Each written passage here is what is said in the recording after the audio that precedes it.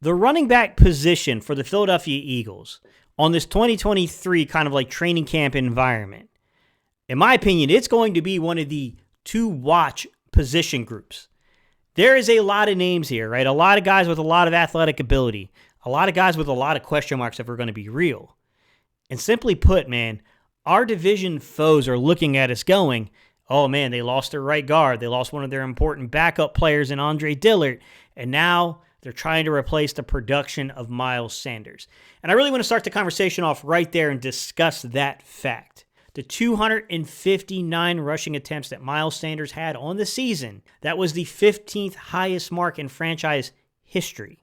Simply put, his 739 rushing attempts over his career for the Philadelphia Eagles, he's 12th overall.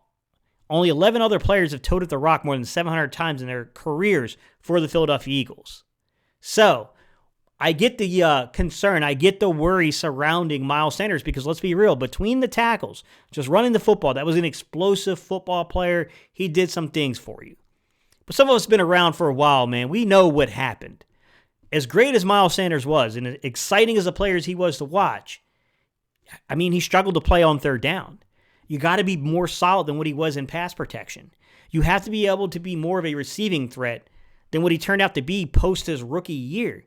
Which is really the thing that hurts the most about Miles Sanders is he showed you that glimpse his rookie year that he could do it, but then it just kind of fell apart. So, enter today's discussion. We're here to talk about former UGA Bulldog and Philadelphia native DeAndre Swift in this Philadelphia Eagles running game. All right, y'all, let's get it. What's up, Cerebral Football fans? My name is Steven Hyder, and this is Gate City Sports Channel. So, DeAndre Swift is going to make a very fascinating guy to kind of start this series off with, right? Because I'm not telling you that anybody pencil him in, lock it in, this is your guy. This will be the lead back and the committee that they put forth, right? I think we all got our hunches who the top three candidates are. Top three candidates are, some form is going to be DeAndre Swift, it's going to be Rashad Penny, and then probably Kenneth Gainwell to some extent. We get that. However, man, none of these dudes are exactly on contracts that make you feel like you can't move off of it if it ain't there.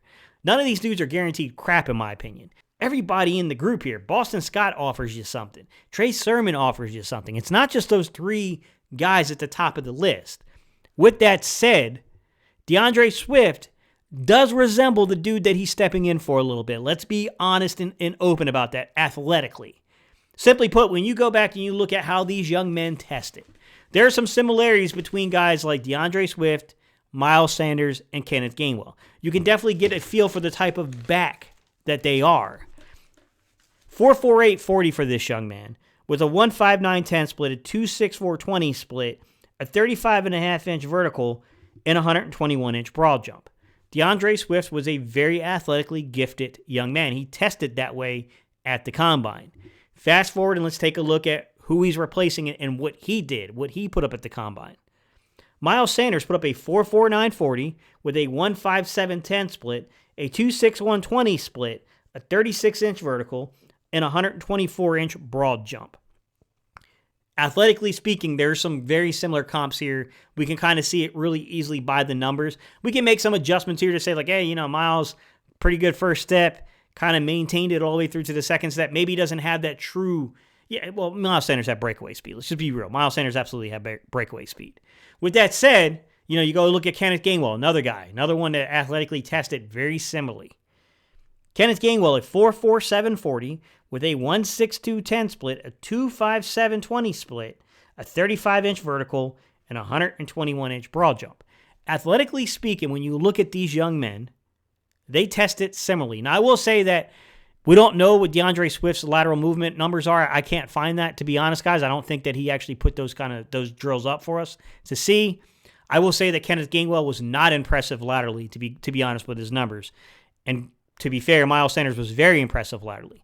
With that said, I think there's a reason why we look at Kenneth Gainwell and we say, man, that explosive nature to what he is, man, he really is a one-cut downhill runner for a guy that's not like a 215, 220-pound back, right? Which separates him a little bit from Miles Sanders and from DeAndre Swift, who are put together a little bit more on their frame, to be fair.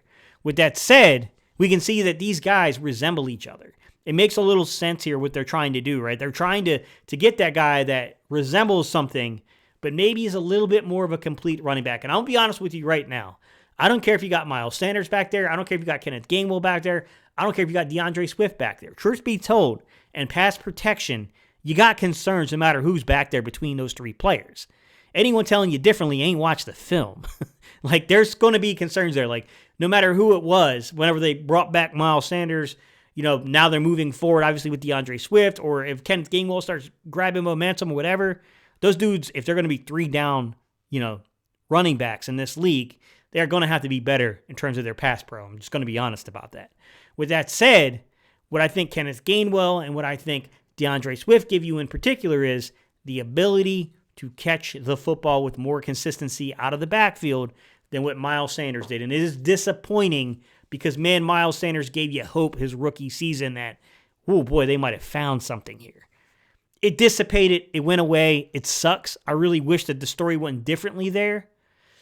But it is what it is, We're on to a different rotation, a different set of guys now. And it mostly has to do with the fact that they want a more well-rounded player coming out of the backfield. Now, what I will say is this. You got to know the strategy that the Eagles play with. And you don't need me to tell you this, guys. You have eyes. You may not know the exact numbers, but you got enough of a gut instinct to say, like, they throw the ball early in games, Steve, and then they run it late once they got a lead. You got it, man. No team played as many snaps as the Eagles with a double-digit lead last year. They played over 300 snaps with a double-digit lead. And that led to a lot of runs in the second half of football games. As a matter of fact, if you go take a look at the Philadelphia Eagles and you take a look at both regular season and postseason and you break down how often they ran the ball in the second half of football games, guys, they had 654 plays in total. And of those 654 plays, 375 of them were running plays. So basically, in the second half, they went from 43% pass ratio and leaned into that 57% run ratio. In reverse, if you look at the first half of football games, what did the Eagles do? What are the numbers there? Simply put, guys, they had a total of 736 plays run, number 1 overall in the NFL when you include regular season and postseason. And of those 736 plays, 308 of them were running plays. Shocked me a little bit. I didn't think that they ran the ball as much as they actually did, but they did.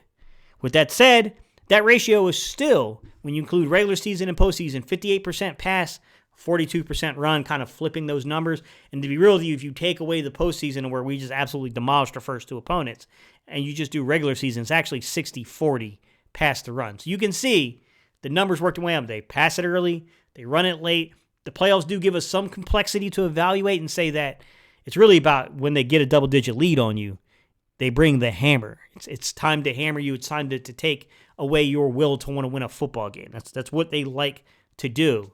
And I would actually say that our defense's inability to get that stop on the first possession of the Super Bowl, that's what really kind of put a damper into us being able to take a double-digit lead and then turning the hounds loose on you, running the ball and just absolutely eating the clock and then putting this thing away. If you look at runs in the second half and where our guys ranked in terms of how often they ran the football, Miles Sanders had 160 rushing attempts in the second half of football games, which ranked for a tie for number 2 overall in the entire NFL. Jalen Hurts had 95 rushing attempts in the second half of football games, which ranked in a tie for 26 overall. And then Kenneth Gainwell in the second half of football games had 52 rushing attempts, which ranked 52nd overall. So basically they nearly had 3 guys in the top 50 in terms of rushing statistics in the second half of games. When you look at the first half of games, Miles Sanders actually finished better than I thought. He actually finished with 134 rushing attempts, which was a tie for 8th overall. Because there were some games, we kind of remember where they really did not lean into the run at all. But like I said, guys, I think a lot of this has to do with building a double-digit lead and then protecting that double-digit lead. I think that's a large part of it. So, are there going to be large shoes to fill? Sure. But let's be real. The Eagles are projecting off of athletic ability. DeAndre Swift's testing numbers, they're eerily similar to what Miles Sanders put up, right? He's a very similar style back, a little shorter than Miles, and probably a little bit more stouter in the frame, to be fair, than Miles. I mean, Miles was like 5'10-ish, 5'11-ish, about 212, 210, 212-ish. This young man's like 5'8", 5'9-ish, around 215-ish. So both of these guys, they're similar in some ways, but you can also argue that maybe they're a little different in other aspects of their game too, such as DeAndre Swift's ability to catch the football, which I think is going to pay a large dividend for the Philadelphia Eagles. All right, guys, leave your thoughts down below. I'm going to cover each and every guy inside of this rotation, inside of this camp battle, if you will, because I don't think that the contracts tell you that anybody is secure for the job. Anyone could get put on the chopping block here. I'm not going to lie, guys. If you have a bad enough camp, this is not the year to get an injury in camp if you're a running back. You don't want to lose reps on the field and have somebody emerge on you. All right, y'all, leave your comments down below. I appreciate y'all, and I'll see you guys on the next video.